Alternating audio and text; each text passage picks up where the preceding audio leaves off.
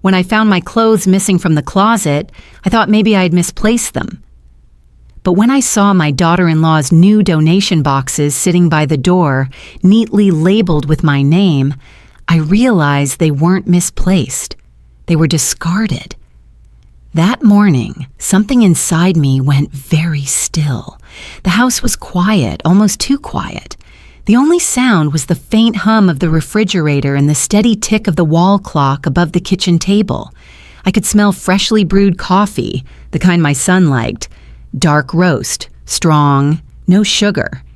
It used to be my morning ritual too, back when mornings felt like they belonged to me. But now, everything in this house belonged to someone else. My son, Daniel, had insisted I move in after my husband passed away last year.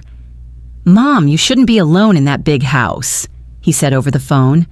His voice was warm, sincere, the way it had always been when he was a boy. "Come stay with us." "We'll make room." He meant it. I know he did. But as I packed my things, the photo frames, my favorite quilt, the blue porcelain vase that had been a wedding gift, I felt a quiet unease, like I was stepping into a life that no longer had a space carved out for me. When I arrived in Seattle, it was raining, the kind of soft, endless drizzle that feels more like memory than weather. Daniel carried my suitcase inside while his wife, Claire, stood by the kitchen island holding their baby girl, Emma. Claire smiled politely. "Welcome, Mrs. Harper," she said. She had never called me Mom, though I'd hoped one day she would. Their home was beautiful, sleek and modern, with white walls and glass shelves, the kind of place where everything has a label and a system. My old furniture didn't belong here, so we stored most of it in the garage. Claire offered to help me simplify, saying it gently, like a suggestion wrapped in kindness. I told myself she was just being practical. My room was small but bright, with a window facing the backyard where Emma's swing hung from an oak tree. Most days, I helped take care of her while Claire worked remotely from her office upstairs. Emma was a quiet baby. Curious eyes, a soft giggle when I sang old lullabies. Sometimes, when I'd rock her to sleep, I'd imagine my late husband sitting beside me, smiling that proud, gentle smile of his. He used to say, "Mary, you were born to be someone's comfort." Maybe that's what I was now, just comfort in the background. In the first few weeks, things were fine. Claire was polite, Daniel was busy, and I kept myself useful. Folding laundry, cooking dinner, wiping the counters before Claire came down. But I noticed small things, like how she'd re-wash the dishes after I cleaned them, or how she'd quietly replace the towels I folded, or how she'd move my framed photo of Daniel and me off the living room shelf and into my bedroom. It was always subtle, never cruel, but each small gesture carried a message. "You're a guest here." One evening, I made chicken pot pie, Daniel's favorite since childhood. The smell filled the house, warm and buttery. When they came downstairs, Claire wrinkled her nose. "Oh, that's quite rich," she said lightly. "I'm trying to keep us on a cleaner diet." Daniel smiled awkwardly. "It's Mom's special recipe," he said, but I could tell he didn't want an argument. That was the first time I felt it. A quiet shift, like I'd been moved from family to visitor. Weeks passed. Claire began reorganizing the house, decluttering, donating, labeling. I admired her energy, honestly. She was efficient, precise, the kind of woman who could turn chaos into order with a clipboard and a smile. Then came the morning that changed everything. It was Saturday. The sun was pouring through the blinds, catching the dust in soft golden streams. I opened my closet to choose a sweater and froze. Half my clothes were gone. The space where my dresses had hung was empty, bare hangers swinging slightly, as if someone had just brushed past them. My old knit cardigan, my Sunday blouse, even the scarf Daniel bought me for my birthday, gone. I walked to the living room, heart thudding. By the door, 3 large cardboard boxes sat neatly taped and labeled in bold black marker. Goodwill, M. Harper. For a moment, I couldn't breathe. My hands trembled as I knelt down and lifted a corner of the tape. Inside were my things, folded perfectly, my shawl, my slippers, even my photo frame with the chipped corner. The sound of footsteps broke my stillness. Claire appeared at the top of the stairs, holding a mug of tea. She froze when she saw me crouched by the boxes. "Oh," she said softly, setting the mug down. "I was going to tell you about that." I turned to face her. "Tell me what?" She sighed, brushing her hair behind her ear. "We're just trying to make more space, Mary.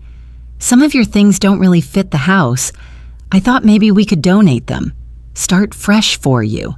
Fit the house." The words echoed in my chest, heavy and sharp. I wanted to say something, anything, but all that came out was a quiet, "You should have asked me." She looked uncomfortable, almost offensive. "I didn't think you'd mind." Most of it looked outdated. That word hurt more than I expected. Later that day, Daniel came home. I didn't tell him right away. I sat in my room staring at the half-empty closet, the bare hangers clicking softly in the air conditioner's breeze. When he finally noticed the boxes, he asked, "Mom, what's this?" Before I could answer, Claire walked in, cheerful. "Oh, I was just cleaning up a bit. You know how much clutter there was." Daniel looked between us, unsure what to say. He rubbed the back of his neck, the way he used to when he was a boy caught between 2 sides. "Claire," he said carefully, "maybe we should have asked Mom first." She smiled, tight-lipped. "I was trying to help." And just like that, the conversation ended, but something inside me didn't. That night, I sat by my window, watching the moon reflect off the backyard swing. I realized something painful.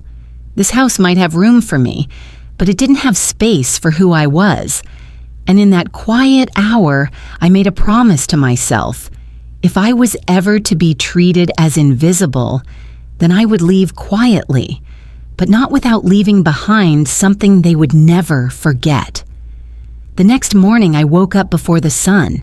The house was still wrapped in that soft pre-dawn silence, where even the air feels cautious not to make a sound. I sat at the edge of my bed, my robe pulled tight around me. The closet door stood open, and I stared at the empty space where my things used to be, a quiet wound that no one else could see. Part of me wanted to believe Claire didn't mean harm. Maybe she really thought she was helping. Maybe in her world, helping looked like erasing everything that didn't match her taste. But deep down, another part of me, the part that had been a wife, a mother, a woman who'd built a home from scratch, knew better. People don't erase things they value. At breakfast, the house smelled of avocado toast and herbal tea, Claire's usual. I missed the smell of butter and cinnamon, the Sunday pancakes I used to make for Daniel when he was little. He came into the kitchen, still half asleep, wearing his work hoodie. "Morning, Mom," he said with a yawn.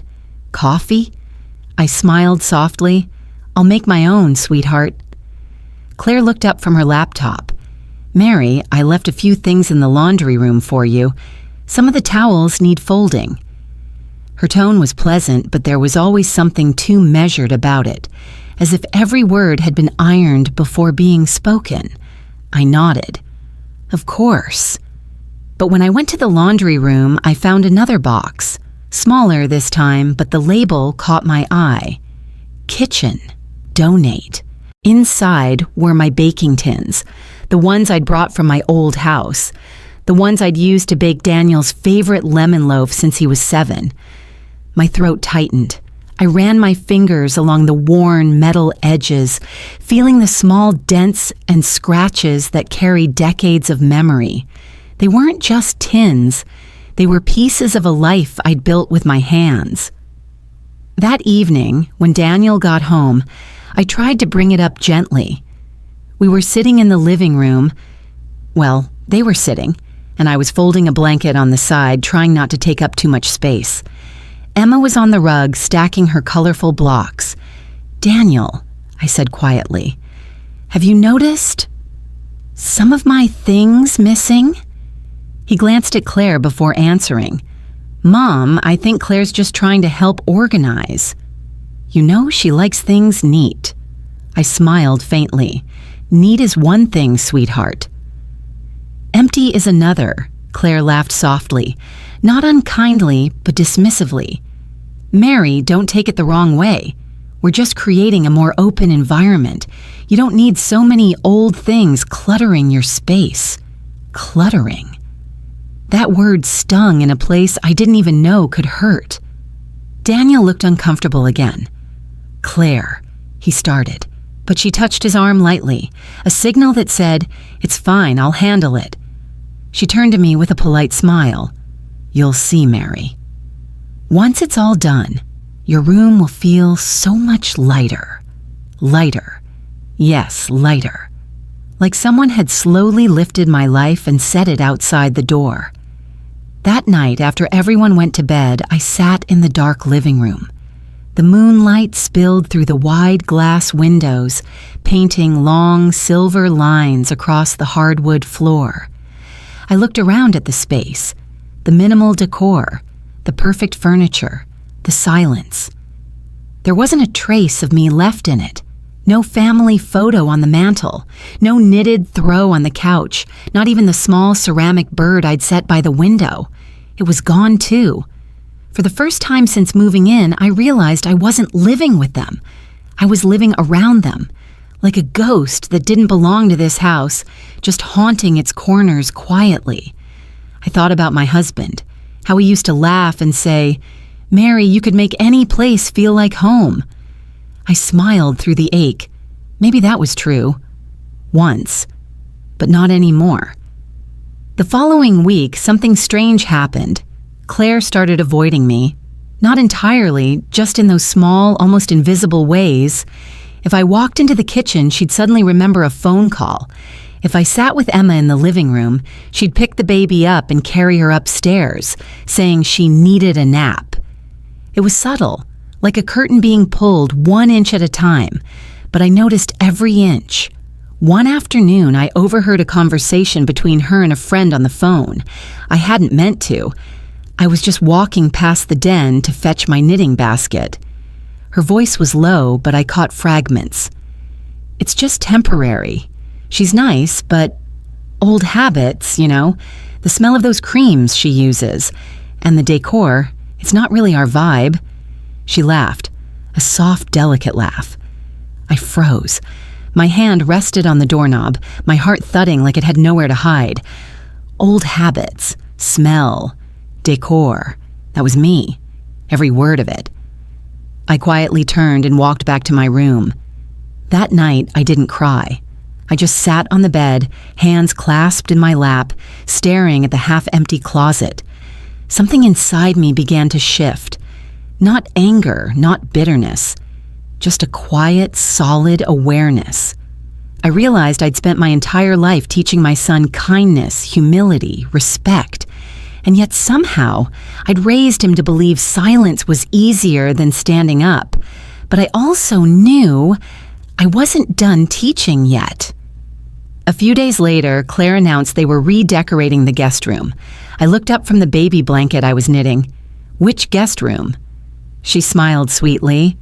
"Yours, Mary." I thought it might be nice to freshen it up, maybe a lighter palette, something more contemporary. I nodded slowly. "And where would I stay during all that?" "Oh, it won't take long," she said, waving her hand. "Just a few days. We could set you up in the basement for now. It's cozy, the basement." That word hung in the air like dust. I looked at her, really looked at her. The perfect hair, the polite smile, the woman who'd never known what it meant to lose everything and still get up in the morning. And in that moment, I made a decision, quiet but certain. If she wanted a house that didn't fit me, I'd give her exactly that. Because soon she'd learn the difference between having a home and keeping one. A few mornings later, I woke up to the sound of voices downstairs, the kind of hushed, urgent tones people use when they don't want to be overheard. It was Claire and Daniel. I stayed still for a moment, listening. We can't just keep her here forever," Claire was saying. "It's been 6 months, Daniel. She needs her own place. You know it's not healthy for Emma to grow up in this tension." "Tension?" Daniel replied softly. "Claire, she's my mother. She's not causing any harm." There was a long pause, then the unmistakable sound of Claire's sigh, deep and weary. "You don't see it, do you? The energy changes when she's around. She makes me feel like a guest in my own house." Her words landed like stones on my chest. A guest? If only she knew. I'd been feeling like a guest since the day I moved in. That day, I decided to take a walk. It was early spring, the kind of morning where the air still had a bite, but you could smell warmth waiting somewhere in the distance.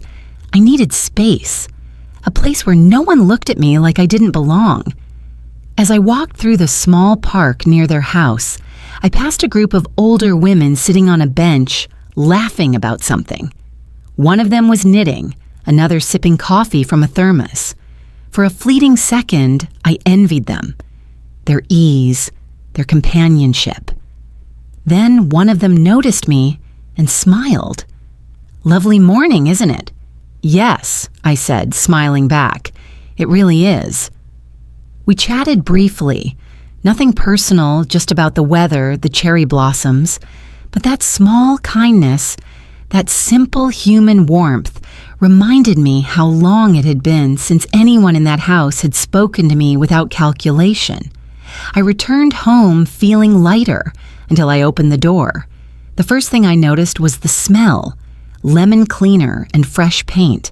The hallway walls were a different color, pale gray. My framed photo of Daniel as a child was gone.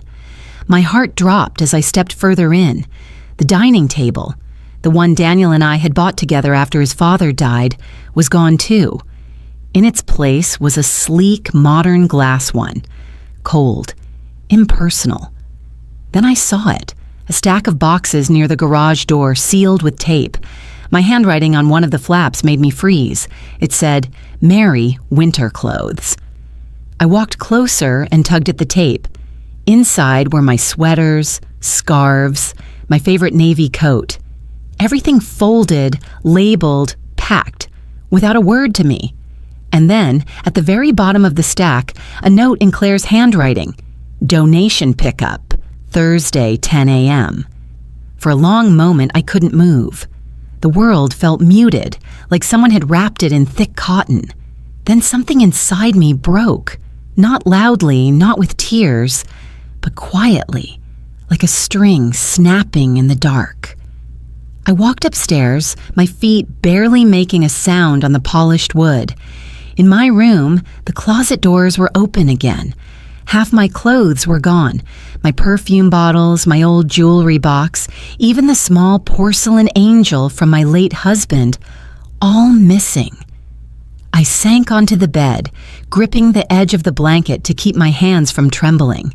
Claire had crossed the line from disrespect to erasure, and my son, my sweet, distracted, easily persuaded Daniel, had let her.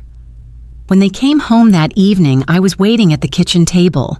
The boxes were stacked beside me, neatly arranged, as if I were staging an exhibit of everything I'd lost. Claire froze in the doorway. "Oh, Mary, you found those." I looked up at her calmly. "I did." Daniel stepped forward.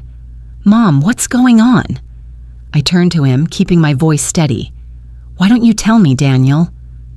"Why are my things being packed up for donation?" He frowned, glancing at Claire. "Wait, what? Donation?" Claire's face colored slightly. "It's not what you think."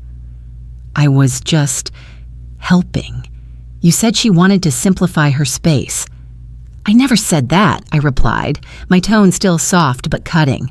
"I said I'd adjust, not disappear." Daniel looked from me to Claire. "You donated her clothes?" I was going to tell her, Claire snapped, her voice rising. But every time I try to talk to her, she looks at me like I've done something wrong. I just want this house to feel peaceful. I stood then, slowly, deliberately. You don't build peace by taking things that belong to others, I said quietly. You build peace by respecting them. The room went silent. For a moment, I thought I saw guilt flicker across Daniel's face. But then, like always, he looked away. Mom, he said gently, let's not make this into a big thing. Claire didn't mean any harm. There it was again. Didn't mean any harm. The same phrase used to excuse every small cruelty, every dismissal, every moment someone's dignity was chipped away. I felt my chest tighten, but I didn't cry. Not this time. Instead, I gathered the boxes one by one and carried them toward the door. Mary, what are you doing? Claire asked, sounding nervous now. I looked back at her. I'm helping you, dear. I'm taking out what doesn't fit your home. Her expression faltered, realizing what I meant. Mom, Daniel started, you don't have to. I held up a hand. I do. Because I finally understand something. I took a deep breath. A house isn't about matching colors or curated spaces. It's about love, memories, and respect. And if those things don't live here anymore, then neither should I.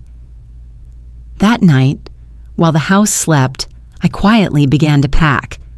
Not the way she had, not with sterile efficiency, but with reverence. I folded each item carefully. My husband's old sweater, Emma's first drawing she gave me, the framed photo of Daniel at his graduation. By dawn, the boxes were ready. When I looked around the room, it felt empty, but not hollow. For the first time in months, it felt like mine. I left a note on the kitchen counter before I walked out. Don't worry, Claire. The house will finally fit now. And then I stepped outside, breathing in the morning air, crisp, cold, and honest. It felt like freedom. When I left that morning, I didn't have a plan. Just 2 suitcases, a cardboard box of memories, and a bus ticket to the small town where my sister lived, about 2 hours away.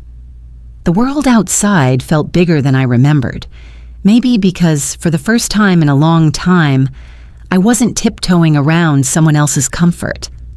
On the bus, I sat by the window, watching the streets roll by, children with backpacks, people walking dogs, a couple holding hands and laughing.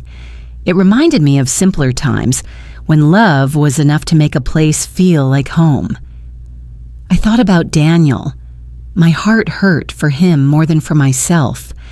I'd raised him to be gentle, but somewhere along the way, gentleness had turned into avoidance. He didn't know how to choose right over comfortable. I prayed he'd learn one day, not from pain, but from awakening. When I reached my sister Evelyn's house, she opened the door before I even knocked. Mary, she gasped, her eyes widening as she saw the suitcases. Oh, honey, what happened? Her hug was warm, grounding. I hadn't realized how much I needed that. Someone to hold me without asking for explanations. We sat at her kitchen table with coffee, the kind that actually smelled like home. I told her everything. The missing clothes, the basement suggestion, the quiet erasure. Evelyn shook her head slowly. You always were too patient, Mary.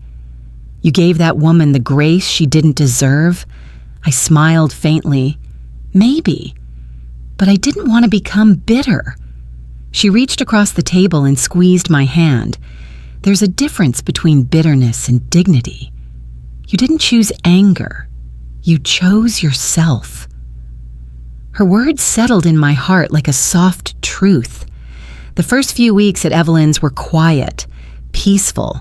I helped her in her garden, cooked dinners, watched the news in the evenings. It was simple, but each small act stitched me back together. I even started volunteering at the local library twice a week. It gave me purpose again, helping others, seeing familiar faces, feeling useful. There was a young, single mother who came often with her little boy, Ethan. He reminded me of Daniel when he was small, curious, full of questions. One afternoon, as I helped Ethan choose a picture book, his mother smiled at me and said, "He really likes you. He talks about you at home." That simple sentence made my chest warm. I realized how long it had been since someone made me feel seen, not tolerated, but appreciated. Then, about 2 months later, Daniel called. His voice was hesitant, like a boy calling home after breaking a window. "Mom, are you okay?" "I am," I said gently. "I'm doing quite well, actually." He exhaled, a sound between relief and guilt. "I'm sorry for how things went down." "Claire, she feels bad too." I smiled softly. "I'm sure she does." There was silence on the line. Then he said, "Emma misses you." That one hit hard. I closed my eyes. "I miss her too. Tell her Grandma's thinking of her every day." He hesitated again. "Would you come visit? Just for dinner?" I thought about it for a long moment. Part of me wanted to say no, to protect the fragile peace I'd found. But another part whispered that this was the moment that would define not just what I'd endured, but what I'd become. So I said, "Yes, Daniel, I'll come." A week later, I stood at their front door again. Nothing had changed. The same manicured porch, the same gray walls. But it felt different somehow, as if the house itself knew it had lost something it couldn't replace. When Claire opened the door, her expression was a mix of surprise and discomfort. "Mary, you came." I said I would. She stepped aside, motioning me in. "Come in. Dinner's almost ready inside. The house looks spotless, like a showroom." But there were small signs of strain, a chipped vase, a stack of unopened mail. The energy felt tense. Daniel hugged me tightly. "I'm really glad you're here, Mom." "I'm glad too," I said softly. "Where's Emma?" "She's upstairs." "I'll get her." As he went, Claire and I were left alone in the kitchen. The silence between us was almost tangible. She finally spoke. "Mary, I wanted to apologize." I looked at her carefully. Her hands were clasped, her posture stiff. It wasn't easy for her. I could see that. "I didn't mean to hurt you," she said. "I thought I was doing what was best for everyone. But now, the house doesn't feel right without you." I nodded slowly. "That's because I didn't take just my things when I left, Claire.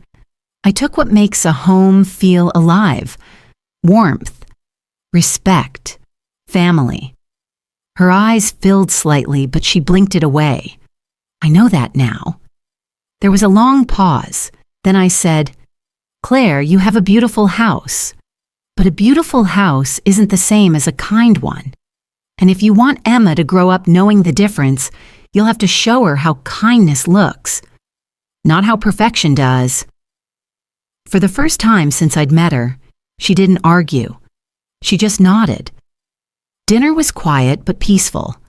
Emma clung to me, showing me her new drawings and chattering about school.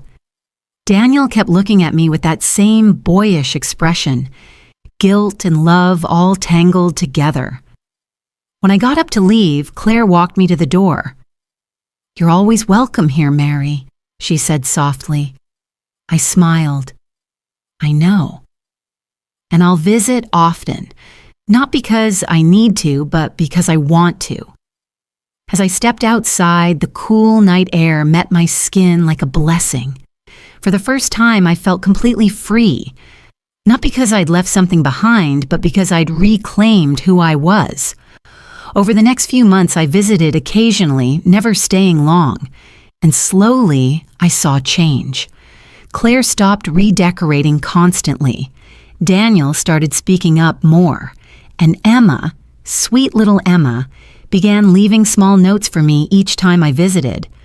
One read, "Grandma, I like when you're here. The house feels happy. That one I kept folded in my wallet, because sometimes you don't need to shout to teach people a lesson. Sometimes your quiet absence says everything. It's strange how life has a way of coming full circle, not in grand, dramatic ways, but in small, almost invisible turns. It had been 6 months since I'd left Daniel's house. I was still living with Evelyn, still volunteering at the library, and still finding beauty in quiet mornings and slow cups of coffee. But something had changed. Not around me, within me. I no longer waited for someone to see my worth. I lived in it, and that changed everything. One afternoon, the library was hosting a small community event, a book reading for local children. The mayor's wife was there, along with a few reporters covering women who inspire. I was asked to share a short story about new beginnings after 60. At first, I laughed. I told the organizer, "Oh, I'm not much of a storyteller." But she smiled knowingly. "You lived one, Mary. Just tell it." So I did. I stood in that small library, sunlight pouring through the tall windows, and I told them about a woman who had everything: a family, a home, a life built on love, until one day she realized she was no longer part of it. I didn't use names. I didn't speak of betrayal or bitterness. I spoke of rediscovery, of how sometimes losing your place in someone else's story is the only way to find your own. I said, at 60, people think you're supposed to slow down. But sometimes that's when you finally start living, not as someone's mother or wife or guest, but as yourself. When I finished, there was silence, then soft applause, then a few tears. And afterward, women came up to me, strangers, whispering things like, "I'm going through the same thing." You gave me courage. Maybe it's not too late for me either. That day, I understood something I hadn't before. You don't need to be loud to leave a mark. You just need to live truthfully. A week later, Daniel called again. His voice was steadier this time. "Mom," he said, "that talk you gave, it's all over the local news." I blinked. "News?" He laughed softly. "Yeah, someone filmed it and posted it online. People are calling you the woman who found freedom at 60. Even Claire watched it. She cried. I didn't know what to say. I hadn't meant for it to reach anyone, but maybe it was meant to." Daniel continued, "Mom, I think Emma's proud of you too. She keeps showing her friends your video." I smiled, my heart swelling in quiet disbelief. "Tell her Grandma loves her." When I visited them again a few days later, something was different. Claire greeted me with a real hug, not polite, not distant, real. "Mary," she said softly, "I watched that video 3 times. I saw myself in parts of it. The kind of woman who wants control because she's scared to lose love." I looked at her gently. "Claire, fear makes us build walls around what we love, but walls don't keep things safe. They keep them apart." She nodded slowly, tears threatening. "You were right." The house felt cold after you left, not because it was empty, but because I was. I touched her arm. We all lose our way sometimes. What matters is that we find it before it's too late. That summer, the town's community center invited me to host a small series called Grace After 50. It wasn't fancy, just a few women gathered in a circle with tea and stories. But it became something beautiful. Widows, mothers, divorcees, all sitting together, sharing how they'd lost themselves and found their strength again. I wasn't teaching. I was just listening. And in those stories, I realized something profound, that heartbreak isn't the end of your life. It's just a chapter that prepares you to live with more truth. Then one day, something happened that I'll never forget. Emma, my sweet granddaughter, came running into the community center during one of our sessions, clutching a drawing in her tiny hands. "Grandma, I made this for you." She held it up proudly. It was a picture of a small house surrounded by flowers. In the middle stood a woman with gray hair holding a watering can. Above it, in big messy letters, it said, "Grandma makes everything grow." I smiled so hard it hurt, because in her innocent way, she'd captured what I hadn't been able to put into words. I didn't just leave that house. I planted something new, in her, in Daniel, in myself. Months later, I visited Daniel and Claire again. The house looked different now, not in color or furniture, but in feeling. Laughter filled the rooms. Emma's drawings covered the fridge. Even Claire's garden was blooming. She looked at me with warmth I'd never seen before and said, "We're planning to build a guest cottage in the back. So you'll always have a place here, Mary. Not in the basement, but where the sun hits first." I smiled. "That's sweet of you, but I have my place now." And I meant it. Because once you find your peace, you don't need to fit anywhere. The world fits around you. As the evening sun dipped below the horizon, I sat on their porch with Emma in my lap. She pointed at the sky and said, "Grandma, look." "The clouds look like hearts." I chuckled softly. "Maybe they are." She turned to me. "Do you think hearts ever get tired, Grandma?" I kissed the top of her head. "No, darling. They just learn to rest and start again." That night, driving back to Evelyn's, the radio played an old song from the 70s, one I hadn't heard in decades, and for the first time in a long, long while, I sang along. Because life didn't end when I turned 60. It simply began to make sense. There's something about getting older that people don't understand.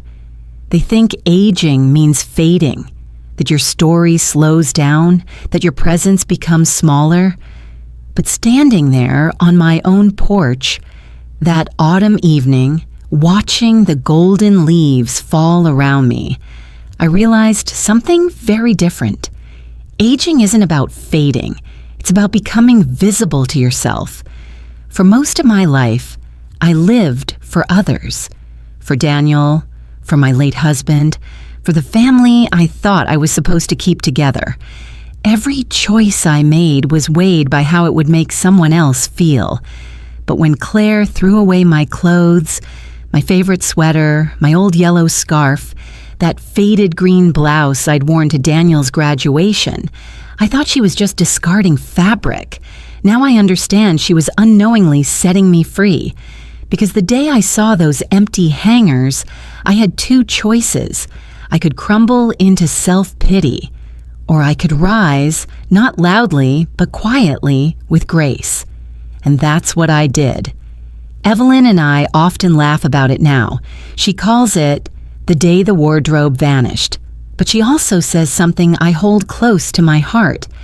"Mary, sometimes life has to strip you bare before it can dress you in peace." And she's right. I found myself again not in confrontation, not in victory, but in stillness. In those ordinary days of volunteering, reading, cooking, and simply breathing without apology. That's the beauty of getting older. You stop trying to prove your worth and start living it. Daniel visits me often now, sometimes with Claire, sometimes with Emma. We've rebuilt something, not as mother and son bound by duty, but as two people who finally understand each other. He helps me fix things around the house. I cook for him like I used to. My chicken pot pie, still too salty, still his favorite.